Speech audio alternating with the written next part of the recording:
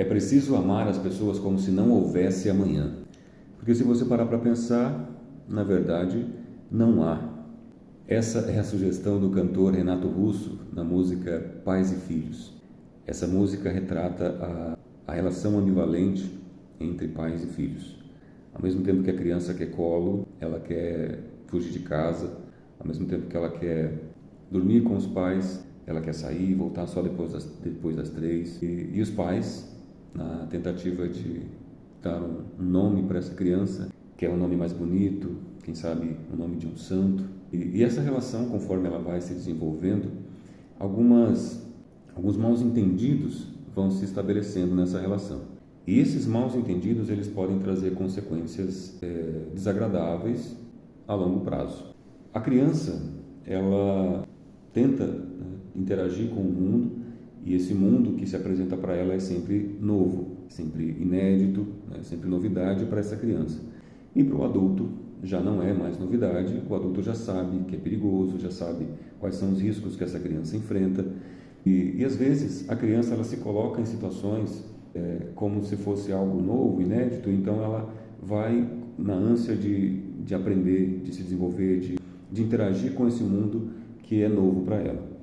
E os pais, percebendo o risco, vão lá e tiram aquela criança daquele ambiente. Impedem que ela faça determinadas situações que podem colocá-la em perigo.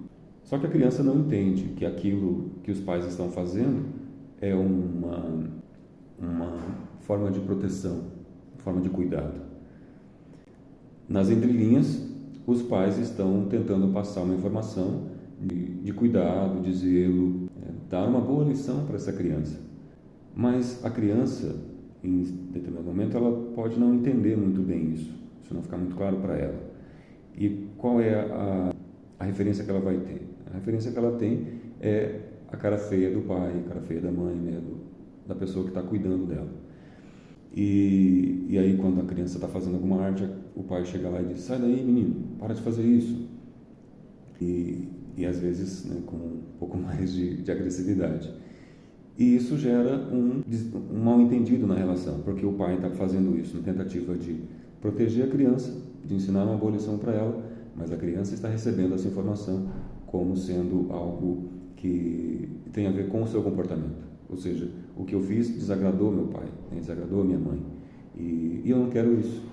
Eu quero que os meus pais sejam felizes por conta das coisas que eu faço. E com o passar do tempo, essa interação ela se torna rotineira.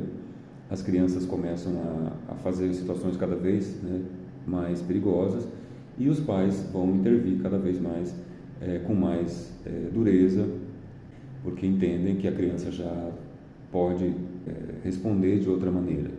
E aquilo vai se intensificando, e a ideia de que o que a criança faz não é bom, ela vai se instalando na mente dessa criança. Em determinado momento, essa criança vai entender que se tudo o que ela faz não é bom, logo ela não é boa. E se ela não é boa, ela não serve para muita coisa. E se ela não serve para muita coisa, o que ela está fazendo nesse mundo? Então, entende que o simples fato de um pai ou uma mãe, alguém que seja responsável por uma criança, trata ela com cuidado, com zelo, com carinho, e mesmo assim, mesmo fazendo tudo certinho, corre-se o risco de haver algum ruído nessa comunicação e um mal entendido se instalar. E esse mal entendido, ele vai ser gerador de sofrimento no longo prazo. Essa criança vai começar a olhar para si e não enxergar as suas potencialidades, as suas características de valor, e vai fazer com que ela tenha uma autodepreciação. Ou seja, ela começa a olhar para si e não enxergar valor nos seus atos, nas suas atitudes. E o pai, a mãe, insiste com essa criança para que ela se desenvolva, para que ela cresça, para que ela se fortaleça, para que ela se desenvolva nos aspectos sociais, emocionais, cognitivos.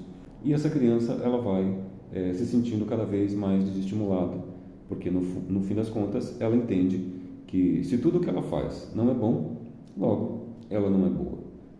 Então, nós devemos prestar muita atenção na maneira como nós cuidamos dos nossos filhos, nós dirigimos a palavra para eles, dirigimos as instruções, e os filhos têm que também prestar mais atenção nos cuidados que os pais têm com relação a eles, para que essa relação ela seja estabelecida de maneira saudável, para que os pais consigam interagir com os filhos recebam as informações de maneira correta, aprendam a respeitar os pais, aprendam a valorizar o comportamento dos pais, e os pais aprendam, né, e assim consequentemente consigam fortalecer esses filhos, para que eles se sintam amados, porque os pais volta e meia estão dizendo, né, eu amo você, eu quero bem você, eu quero que você se desenvolva, mas essas informações às vezes chegam de maneira distorcida. E o pior de tudo isso, né, e eu quero que a gente preste bastante atenção nessa questão, é que para uma criança, um ser, né, um jovem, um adolescente, que estabeleceu essa crença de que se tudo que ele faz não é bom, logo ele não é bom, em determinado momento da vida dele ele pode pensar, o que eu estou fazendo aqui nesse mundo? Qual que é o meu papel aqui? Qual que é o meu lugar nesse mundo? E aí, se ele não consegue dar uma resposta satisfatória a essa pergunta, ele começa a se boicotar, a sua própria existência. E a gente sabe, né, o quanto isso é perigoso, o quanto isso é problemático, né?